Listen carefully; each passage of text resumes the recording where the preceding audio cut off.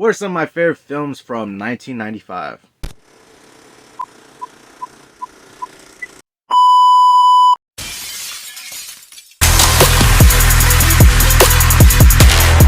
What's happening, guys? Back at you with another video. So we're continuing on with this series that I started a while back, where I basically list off some of my favorite movies, or kind of my top 5 favorite movies from each year. So I did do 2 previous videos from this series already, where I started off with 1993 and did another video with 1994. So if you want to check out those videos and find out where some of my favorite movies from those specific years, I'll leave a link to their videos down below and check those out if you want to. But we're getting into the year of 1995 and continuing on with this series of my favorite movies from each continuing year. So the year 1995, very interesting year for movies. So we're going to get into this video, and I'm going to basically list off my most favorite movies from this year. Basically, probably do like a top 5, maybe top 5 honorable with an honorable mention maybe. So let's go ahead and get into it. Now, this is not going to be in a specific order, like my number 1 going to like number 5. This is just in general my top 5 favorites, and I think I'm going to go ahead and throw in an honorable mention in there. Now, there's definitely a lot of movies that I like from 1995. I could have done like maybe a top 10 or so on more, but I just wanted to keep it a little bit shorter. So getting into an honorable mention, and that is going to be the movie Friday with Ice Cube and Chris Tucker. I'm gonna get you high today, cause it's Friday. You ain't got no job, and you ain't got shit to do. I really like this movie. It's funny. It has a lot of quotable lines in there. And I just remember watching this movie from like a young age and just liking this movie just the way it was. You know, you got this guy who's just in his neighborhood. He gets fired on his day off, and you know, Chris Tucker character makes fun of it. It's like, how you get fired on your day off? You got to be a stupid motherfucker to get fired on your day off. And it's just all around funny, and it just you know, this guy just basically taking place within a day, just showing the life of these two friends just hanging out, seeing what ensues late in the day, throughout the day within that neighborhood and all that. And you know, you got Debo in here, the frightful character of Debo in this movie, and all around it's just a fun movie to watch, and I just really enjoy this movie. It's definitely one of my favorites. So getting into another favorite of mine, and this one is really a movie that I enjoy watching. I know a lot of people probably do not like this movie, and they're like against this movie. But for context, I watched this movie when I was a kid. I literally was like about 2 or 3 years old when I watched this movie for the first time, and I just remember watching it a lot as a kid. And really, it was my first introduction to the character of Batman. It's what got me to like the character of Batman, and that is going to be Batman Forever. Now, I know a lot of people do not like this movie and are against it, but I was a kid when I watched this movie. It was basically my introduction to the character of Batman. This is really one of those movies that set me on a path to making Batman one of my favorite all-time comic book characters.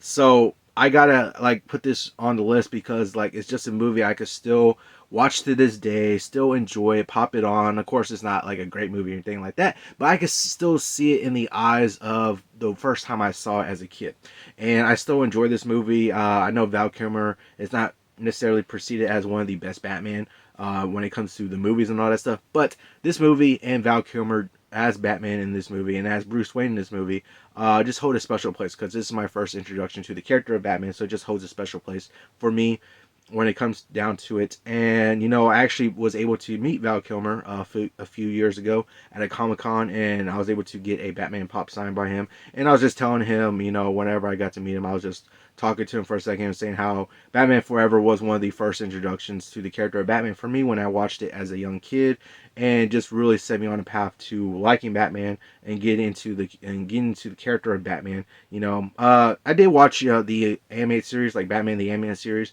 with Kevin Conroy, and Kevin Conroy with that Batman animated series is definitely another part of me liking Batman. But when it comes down to it, to a first live action version of Batman and seeing a Batman movie, Batman Forever is that movie for me, and that's why it holds a special place for me, and that's why it's still one of my favorites.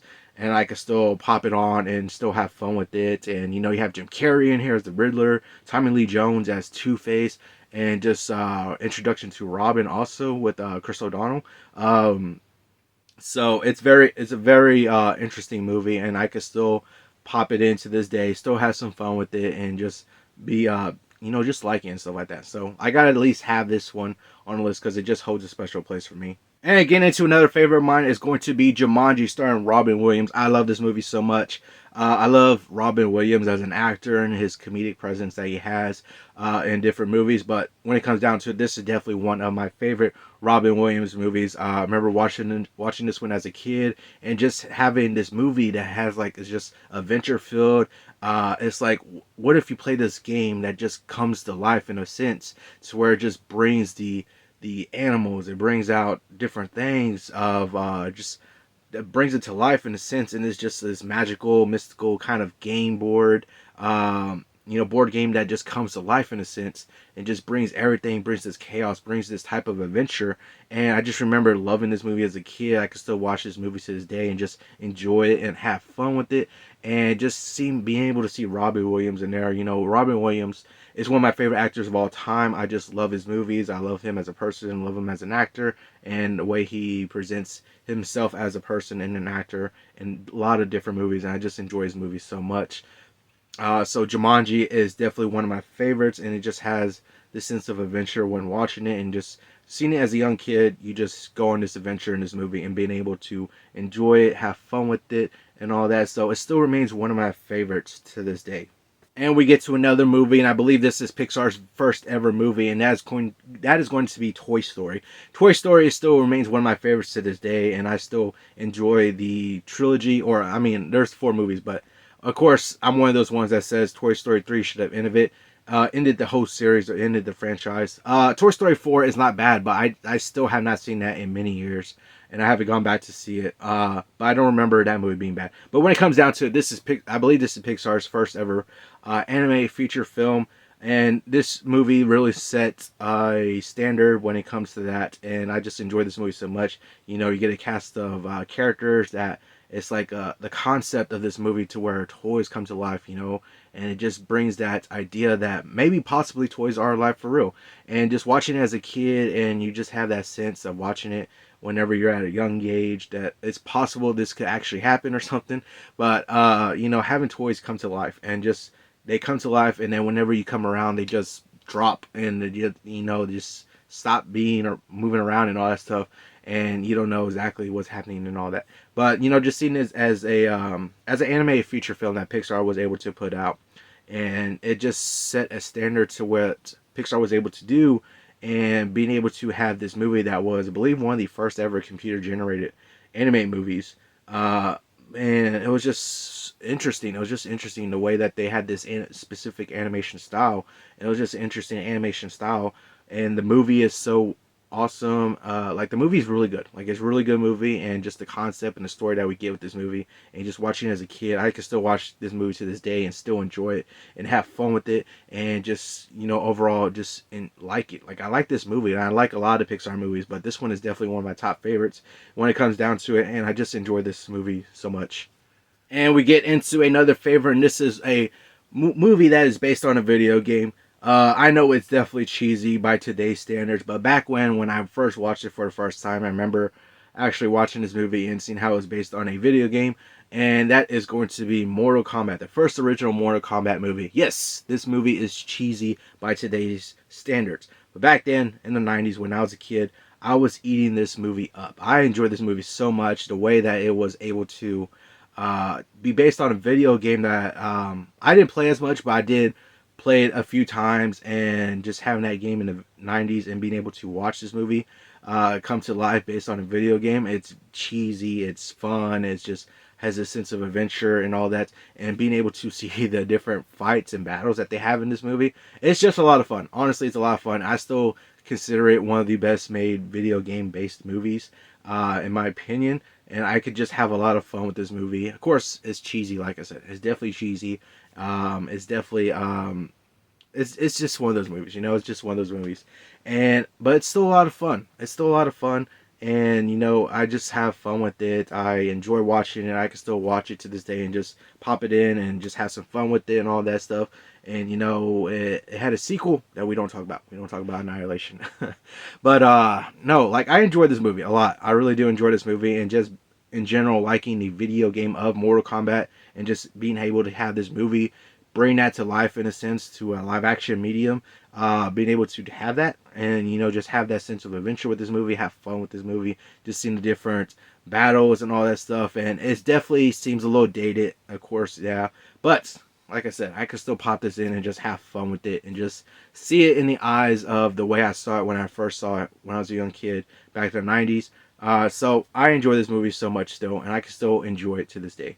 But getting into another favorite, and this is going to be the last one for the top 5, and that is going to be the Mighty Morphin Power Rangers movie. Now, I grew up a Power Rangers fan. I'm still kind of a Power Rangers fan. I don't really watch too much of Power Rangers these days, but like when it comes down to it, my very absolute favorite Power Rangers, like the incarnation of Power Rangers was Mighty Morphin, the very first original Power Rangers that we got. And then we got this movie a couple years after Power Rangers started, and being able to get this movie, and I gotta say, it's this one is definitely kind of cheesy also. Well, in general, Power Rangers is cheesy, but it's a kid show. It's like one of those shows that you just enjoy as a kid, and you could just have fun with it, and you go have a sense of adventure with it, and just being like this curious kid that you just would like to be a Power Ranger. Like what kid at that age that watched Power Rangers didn't want to be a Power Ranger, And then you get this movie that was like kind of like an event almost in a sense, to where it's like, oh, we're getting a movie. This is awesome. Let's, and you get to check out this movie, and it's just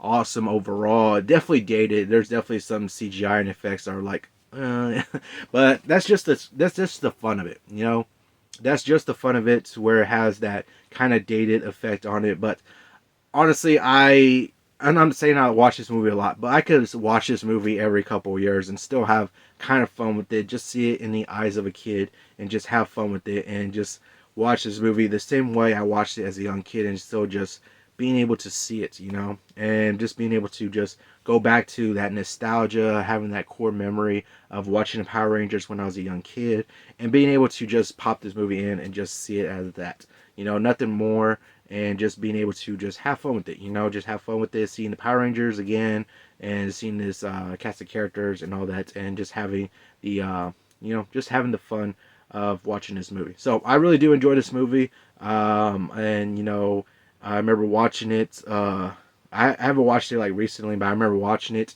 back when Jason David Frank died. Rest in peace to him.